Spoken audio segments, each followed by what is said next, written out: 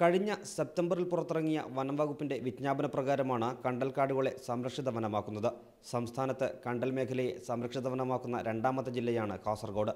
നേരത്തെ കണ്ണൂരിൽ 237 ഹെക്ടറിലുള്ള കണ്ടൽക്കാടുകളെ സംരക്ഷിത മേഖലയായി പ്രഖ്യാപിച്ചു.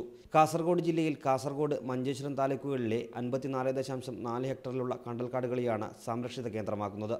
ബംബ്രാണ ആരിക്കാടി വില്ലേജിലെ 21.694 ഹെക്ടറും കോയിപ്പാടി വില്ലേജിലെ 12 ഹെക്ടറും കാസർഗോഡ് വില്ലേജിലെ 21 ഹെക്ടറിലുമുള്ള കണ്ടൽക്കാടുകളെ റിസർവ് വനമാക്കി പ്രഖ്യാപിച്ചു കഴിഞ്ഞു.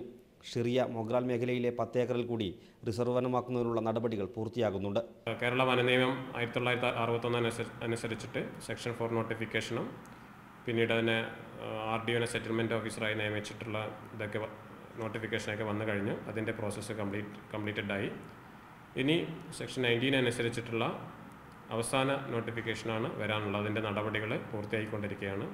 അതോടുകൂടെ ഇതിൻ്റെ ഈ ജൈവമേഖല നന്നായി സംരക്ഷിക്കപ്പെടും. കണ്ടൽക്കാടുകൾ സംരക്ഷിത വനമാക്കിയതുമായി ബന്ധപ്പെട്ട സർക്കാർ പ്രഖ്യാപനം ഉടനുണ്ടാകും.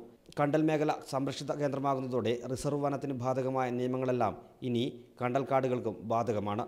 പുഴയോര ചതുപ്പ് മേഖലകളിലെ കയ്യേറ്റങ്ങൾക്കുൾപ്പെടെ തടയിടാനും കണ്ടൽക്കാടുകളെ സംരക്ഷിത കേന്ദ്രമാക്കുന്നതിലൂടെ സാധിക്കും. ന്യൂസ് 18 കാസർഗോഡ്.